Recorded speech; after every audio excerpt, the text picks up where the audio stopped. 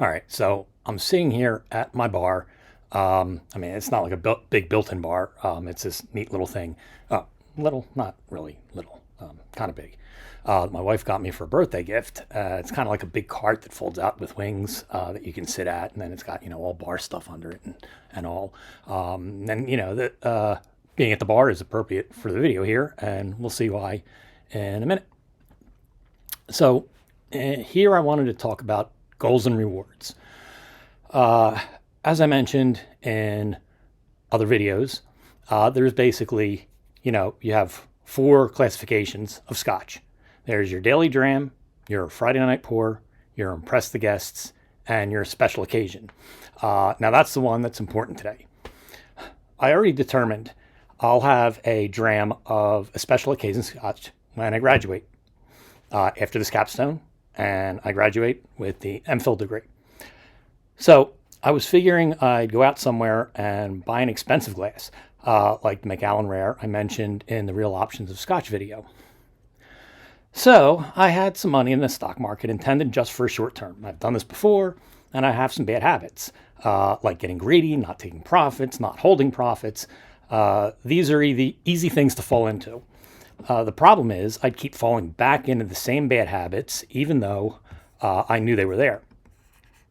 So at some point during this random day, I wound up watching some YouTube videos on Scotch reviews. And so I had a whole chain of thoughts here, and I had some profits sitting in the market. And so I set a personal goal. I decided I'm going to work these profits up to a certain amount, and then I take those profits, put a certain amount into savings, and buy a bottle of that Macallan Rare as my special occasion scotch for when I graduate from the OD program. The bottle stays sealed until I graduate. I won't get into specifics, but I did well under those goals. I watched the numbers. I thought, does this get me closer to buying that bottle? I overcame those bad habits, not so much because I thought about them directly, but because doing what was not them got me closer to my goal. I wasn't perfect, but I was determined, and I finished the week with my goal money in the account.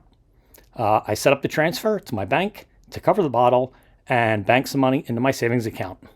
I went out that night to buy it. Now, there are two stores in the area that showed the bottle. You can go online and check this stuff.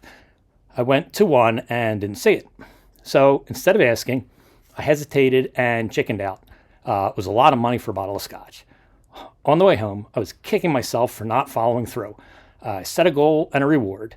And traditionally, I have a hard time rewarding myself.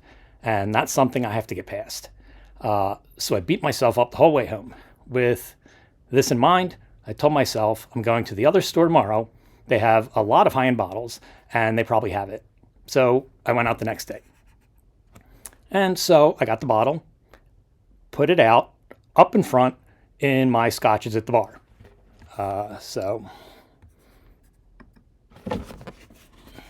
See, that's it right in the middle there, right on the top. Oh, getting bad. Okay, so that's the bottle we're talking about. Get repositioned here. It's easily visible from our main room. So where I am here, I'm looking directly at our TV and our sofa. So all I have to do is turn my head and I can see the bar. It's easily visible. So I'll look at it and I'll think of the goal ritual. I mean, that's what this really is. It's a ritual, right? Visions of me having graduated, going through the ritual of cracking open that bottle and having that celebratory special occasion dram. So despite my hesitation, I do think it's important to reward yourself. Set some rewards that motivate you towards your goal. Your boss or someone else isn't always going to do it for you. And that's what I got.